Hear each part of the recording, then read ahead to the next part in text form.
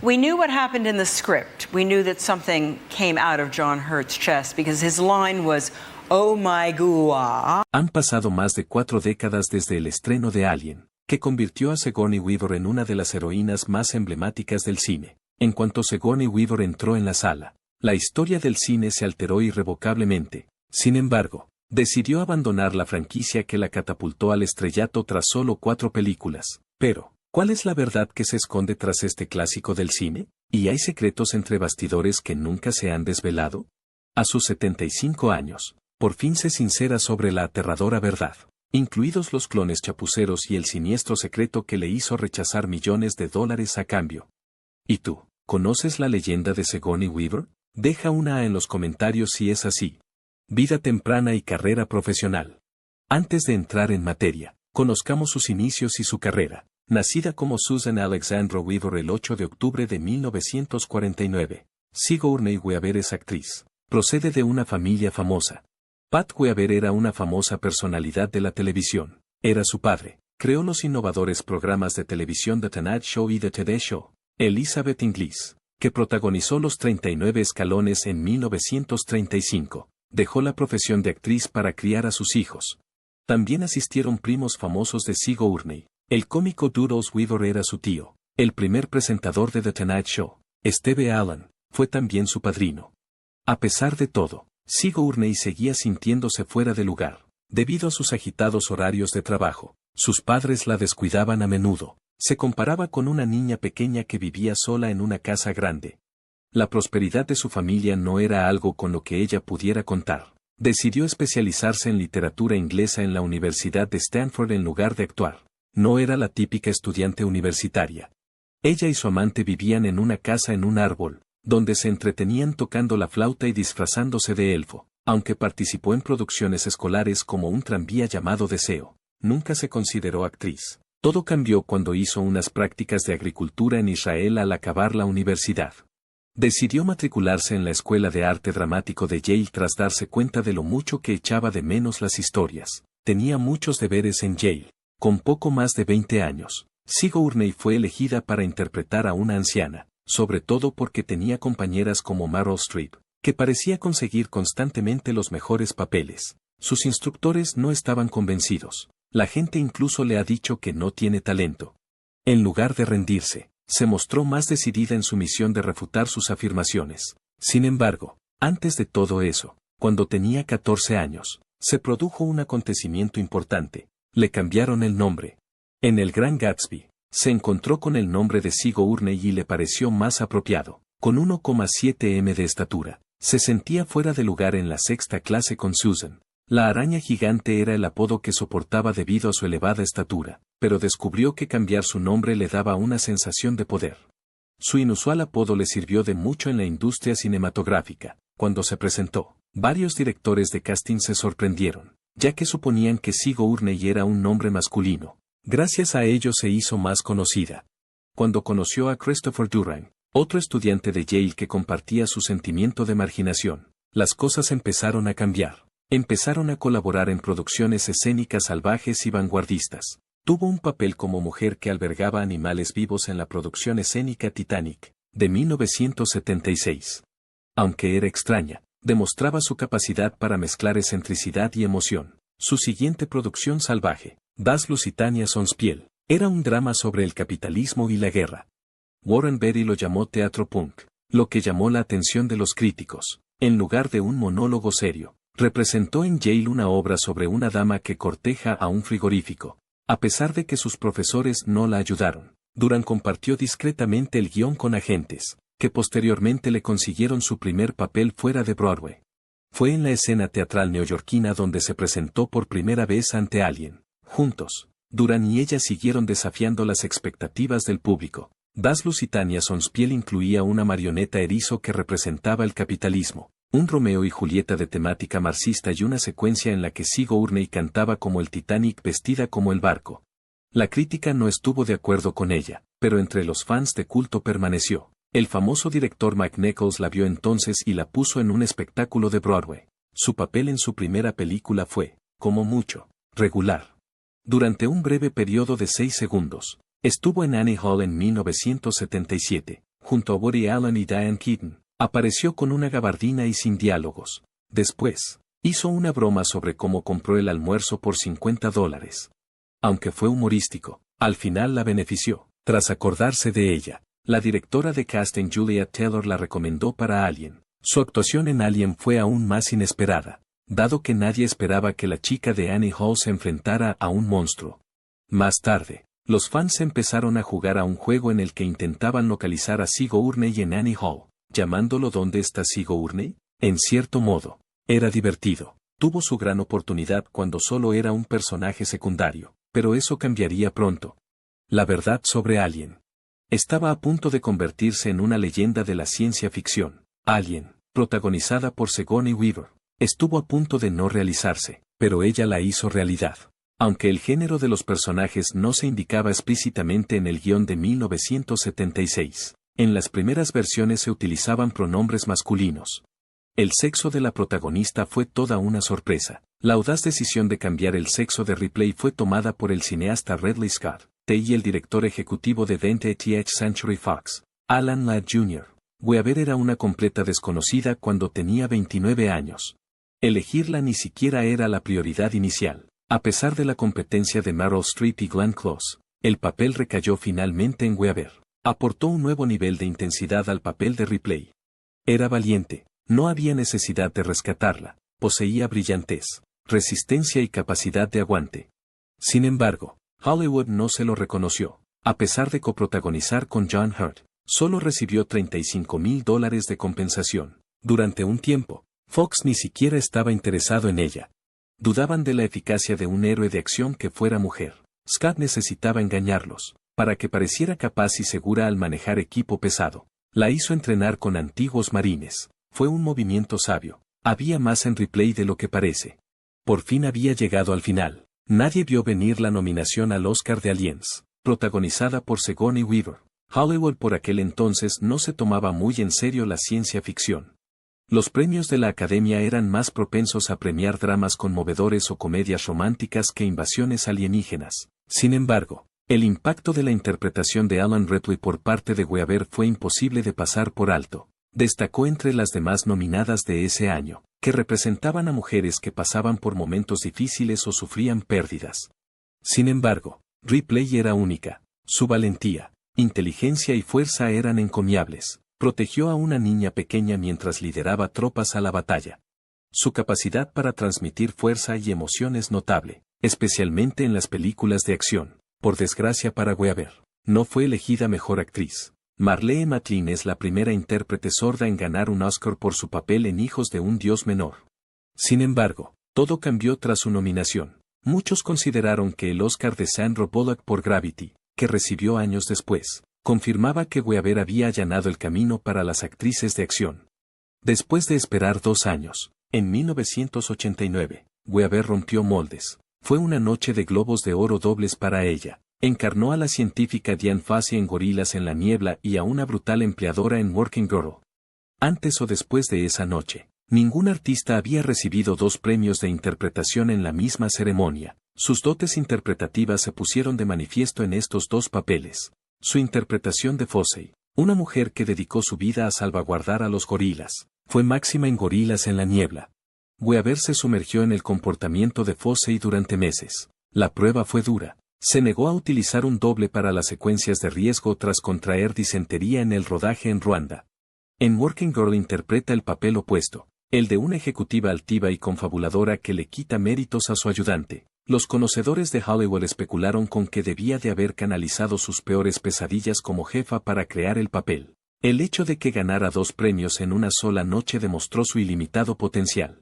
Creo que los votantes se confundieron y comprobaron mi nombre 2 veces, dijo Weaver después, riéndose del incidente. A pesar de sus logros, aspiraba a no verse confinada en papeles repetitivos. Rechazó numerosos trabajos de acción desafiantes que Hollywood le ofreció después de Aliens. Evitar ser estereotipada era su objetivo. Rechazó 2 películas aclamadas por la crítica, Total Recall y El silencio de los corderos, a pesar de su enorme éxito. En su lugar, eligió películas que la pusieron a prueba de nuevas maneras. En La tormenta de hielo, por la que recibió un BAFTA, interpretó a un ama de casa reservada e insatisfecha. La muerte y la doncella fue para ella una interpretación oscura y de gran carga emocional. El director se refirió al trabajo como cirugía emocional debido a su extrema intensidad. Su influencia persistió incluso fuera de la pantalla. Demostró su capacidad para cautivar al público sin ser vista prestando su voz a Wall-E, pero la ciencia ficción nunca la abandonó. Insistió en sus condiciones cuando regresó para Alien 3. Insistió en que la narración de Ripley tuviera sustancia en lugar de ser una secuela irreflexiva, para que la muerte de su personaje tuviera sentido. En cualquier caso, Sigourney Weaver tuvo una experiencia terrible en el rodaje de Alien 3. Todo lo que se mostró en pantalla se alejaba directamente del concepto inicial de la película. La narración comienza en un planeta habitado por una comunidad de monjes reclusos que viven en un monasterio de madera. Tomaron la aparición de Ripley como una señal de lo alto, e interpretaron a los xenomorfos como un castigo por sus transgresiones. Fox dio luz verde a esta adaptación de 1990, escrita por Vincent Ward. Un terror de combustión lenta que combinaba la fe con el miedo impregnaba el lugar. Pasadizos de madera tallados a mano y rituales iluminados. Aunque el estudio canceló todo el asunto 3 semanas antes del rodaje, el guión fue rechazado, a pesar de contar con decorados parcialmente construidos. La película carecía ahora de argumento. La idea de la muerte fuera de pantalla de Nut, la niña de Aliens, no gustó nada al público, y Fox se preocupó mucho por ello. En consecuencia, cambiaron bruscamente el entorno por el de un planeta prisión. Toda la producción se sumió en el caos y se dilapidaron millones de dólares. Según Weaver, este fue el punto de inflexión en el que Hollywood empezó a producir películas para obtener beneficios comerciales en lugar de riesgos. Fox contrató a David Fincher para dirigir este desbarajuste. A la tierna edad de 28 años, solo había hecho sus pinitos en el cine, ya que anteriormente se había limitado a dirigir vídeos musicales. Y desde el principio, el estudio controló todos sus movimientos. Para rodar las secuencias como él quería, tenía que pelearse con los ejecutivos cada mañana. El guión en el que estaba trabajando había sido ampliamente revisado y reelaborado. Existían 2 versiones anteriores, una del autor cyberpunk William Gibson, centrada en las armas biológicas desplegadas durante la Guerra Fría, y otra de Eric Rad, de Near Dark, de temática más terrorífica. Eso era todo lo que quedaba al final. Aunque el guión de la fuga de Walter Hill se utilizó en la película, se eliminaron los aspectos sobrenaturales y espirituales del guión del monasterio de Ward. El estudio siempre rechazaba las películas de Fincher por su estilo perturbador y sombrío. Pretendía que el dolor de Ripley pareciera genuino y agonizante mostrando la autopsia de Nut en los créditos iniciales. Sin embargo, Fox decidió que era demasiado cortado. Tras la película, Fincher se alejó de Hollywood durante un tiempo debido a su extrema frustración. Al volver a la industria, se negó a someterse al control de los estudios, lo que le permitió dirigir películas como Seven a su antojo. Pero Weaver luchó sus guerras. En Alien 3, Ripley sufrió una metamorfosis radical. La radiación había hecho mella en ella, y aparecía frágil con su atuendo básico de prisión y la cabeza rapada. Tuvo una reacción adversa terrible al pegamento protésico que utilizaron los maquilladores para aplicarle el pelo y conseguir este aspecto. Tuvieron que cambiar a un adhesivo de calidad médica porque a ella le salían erupciones insoportables, pero aún así se retrasó la producción. Hubo peleas incluso cuando se afeitó la cabeza. Fox quería una peluca porque pensaban que el público no la encontraría suficientemente atractiva, pero Fincher quería que fuera real. No, Dayo Weaver aclaró después que Ripley no era atractiva por esa razón. A Fox no le hizo ninguna gracia. Como forma de venganza, eliminaron su crédito de coproductora de los primeros trailers y utilizaron el eslogan The Bitch is Back para comercializar la película. Weaver se enfureció. Estaba decidida a tener un papel en la película. Obtuvo la autoridad para exigir la aprobación del guión después de Aliens. Modificó el guión. Si no fuera así, parecería inútil. Sin embargo, estaba agotada de tantas revisiones. Al final se sintió derrotada y agotada. También fue testigo del trato que recibían las mujeres en Hollywood. Su aportación artística fue recibida con acusaciones de histeria por parte de los jefes masculinos. A nadie del equipo le gustaba que una mujer le dijera lo que tenía que hacer. Por ese motivo, se planteó abandonar la profesión de actriz. Sin embargo, siguió defendiendo a Fincher a pesar de todo. Creía que la intromisión de los estudios estaba enterrando la película. No obstante, apreció las intenciones de Fincher. Tras el estreno de la película, Fincher no quiso saber nada más de ella. La desprecio más que a nadie, comentó, describiéndola como una pesadilla. Se negó en redondo a participar cuando Fox restauró 30 minutos de contenido eliminado y lanzó una versión extendida de la película en 2003. La muerte de Ripley fue la escena que más despreció. Sin embargo, Fox hizo un ajuste en el último segundo. En opinión de Fincher, no servía para nada y carecía de sentido, sirviendo solo para imitar el icónico final de Terminator 2. Comparativamente, Weaver sigue en conflicto. La película tiene sus defectos, pero ella sigue pensando que fue atrevida, porque Fincher no la hizo segura. Ella lo aprecia. La película ha sido muy apreciada por algunos cinéfilos. Las ideas de explotación corporativa y autonomía corporal son ahora apreciadas por algunos admiradores. Weaver cree que merecía más respeto que las protestas que recibió. Alien Resurrection, 1997, supuso el regreso de Sigourney Weaver. Ese día, sin embargo, Ripley había cambiado. Interpretó a Ripley 8, un clon que había perdido su humanidad. Sus inusuales habilidades eran el resultado de la combinación de su ADN con el de los xenomorfos. Su velocidad, fuerza y acidez no tenían parangón. La sensación de ser uno con los extraterrestres la invadió. Weaver pretendía transmitirlo a través de sus movimientos. Caminaba más que eso. Se movía como un depredador, agachada y mirando fijamente a los transeúntes. Soy la madre del monstruo, gruñó en una escena. Sin embargo, Ripley 8 representaba algo más que un simple peligro. Ella también se había desorientado. Descubre un laboratorio lleno de sus clones fracasados, una de las partes más inquietantes de la película, desfigurados, retorcidos y doloridos. Alguien le suplicó que le pusiera fin. Se dio cuenta de que no era simplemente un clon de Ripley. Ella encarnaba una esencia completamente diferente. Weaver apoyó la imagen, aunque algunos pensaron que era demasiado extraña. Afirmó que Ripley se había transformado. Había un lado diferente en ella ahora, y tenía curiosidad por saber más sobre ello. Ni siquiera estaba previsto que una de las escenas más icónicas se desarrollara así. En una secuencia, Ripley tuvo que hacer un lanzamiento a ciegas por encima del hombro. Weaver se empeñó en que no utilizaran CGI para engañar al cineasta. Entrenó durante semanas con un entrenador de la NBA para perfeccionar sus habilidades. El equipo estaba dispuesto a pasar todo el día en el plató en busca de la toma ideal. Aún así, lo consiguió en su primer intento. Todo el equipo se sorprendió. Ron Perlman, que estaba presente, perdió totalmente la compostura y gritó "Holy shit". Su respuesta no formaba parte del guión original, así que tuvieron que acortar la secuencia. Muchos lo consideran una de las mayores meteduras de pata de la historia del cine, y el tema sigue dando que hablar. ¿Ganador del espectáculo del descanso? Ni siquiera Weaver pensó que podría haberlo ganado. Este momento genuino sorprendió en una película repleta de imágenes generadas por ordenador. Aunque al principio fue muy criticada, su estilo extravagante acabó por convencer al público. Algunas partes eran extrañas, como cuando apareció un extraterrestre humanoide con unos ojos enormes y espeluznantes. Además, se vio a un científico interactuando con los extraterrestres como si fueran sus mascotas. Sus frases eran absurdas. Reconoció y apreció la visión poco convencional del director. Bajo el agua, los xenomorfos perseguían al equipo por pasillos inundados en un convincente escenario. Me asusté y fue intenso. Por otro lado, algunas partes fallaron, como cuando el alienígena híbrido fue arrastrado al espacio a través de una pequeña abertura. Entre las peores escenas CGI de la historia, según los críticos, Weaver no sintió ningún remordimiento por hacer la película a pesar de sus defectos. Comentó que no era extraterrestre, pero que era algo. Weaver tomó entonces precauciones para evitar la adaptación de la narrativa de Ripley en una franquicia de acción barata. Por eso se negó en redondo a aparecer en la película Alien vs. Predator de 2004, Alien vs. Predator.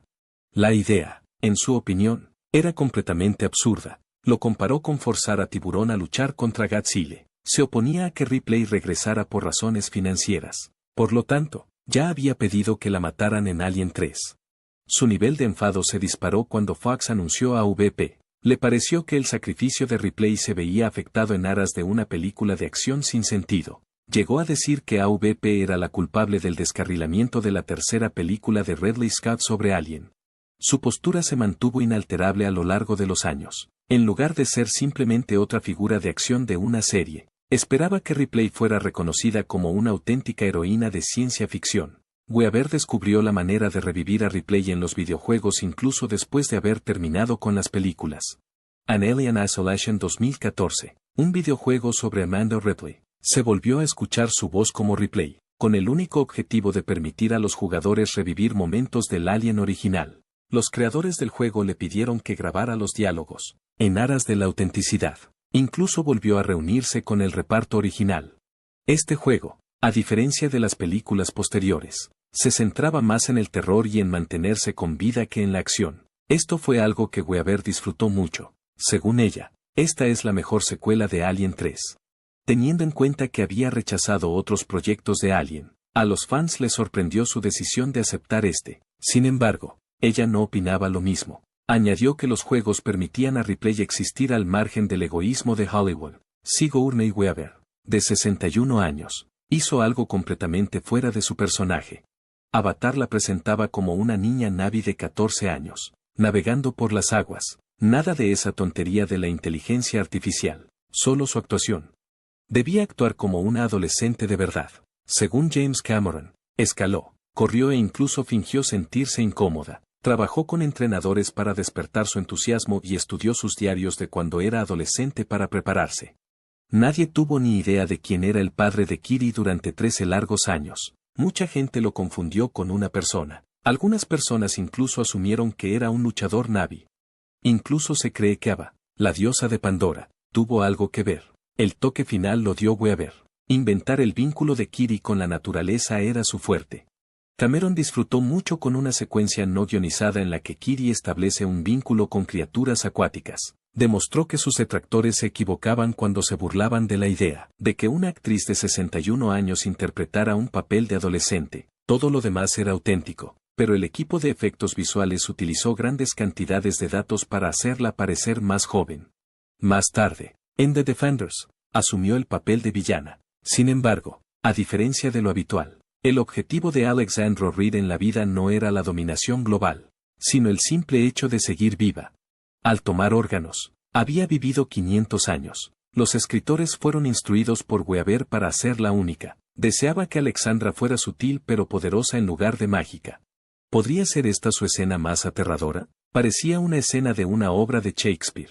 Marvel esperaba que no muriera tan rápido en pantalla. Ella se mostró inflexible. Unos correos electrónicos que se filtraron más tarde revelaron que Kevin Feige se arrepentía de no haberla utilizado en Eternals. Tras un paréntesis de 20 años, reapareció en Broadway en 2013. Interpretó a una antigua actriz en Masa y Spike, Vanya y Sonia. Todo en el puesto era desorganizado. Incluso cuando sus trajes se estropeaban, realizaba todas las acrobacias en solitario. Una vez tuvo un accidente en el escenario con una red de peluca.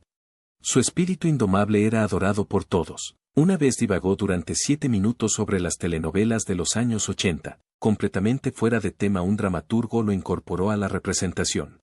En el escenario, su deseo de tomar vodka de verdad estuvo a punto de colapsar el presupuesto. Su aventura más alocada, mientras estaba enferma de COVID-19 actuó subrepticiamente en una matiné. Después dijo que simplemente canalizó la locura de Masa y persistió. Aquí, en Galaxy Quest, Weaver tuvo libertad para compartir linaje en la ciencia ficción. Interpretó a Wanda Marco. ¿Recuerdas la parte en la que Gwen se lamenta de las trampas aparentemente aleatorias de la nave? Concebida por Weaver.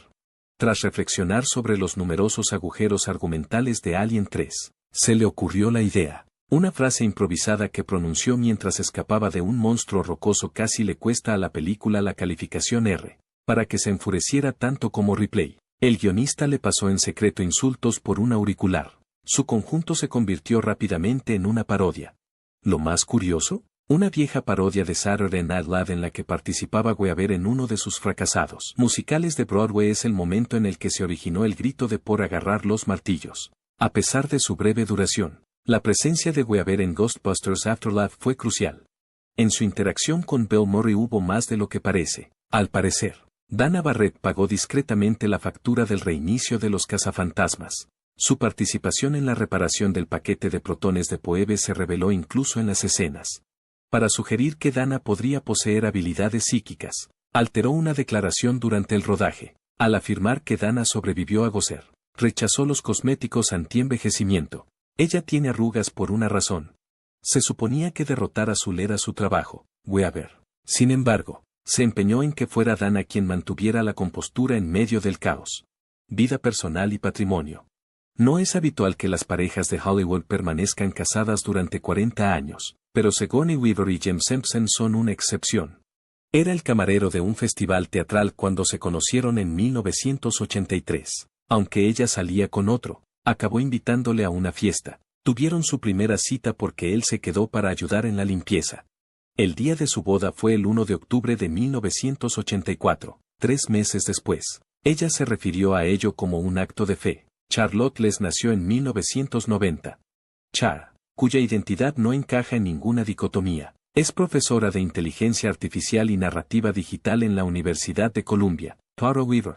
Mantener un equilibrio saludable entre la vida laboral y personal fue todo un reto. Char afirma que solicitar plaza en las universidades mientras rodaba Avatar fue increíblemente estresante y estuvo a punto de matarla.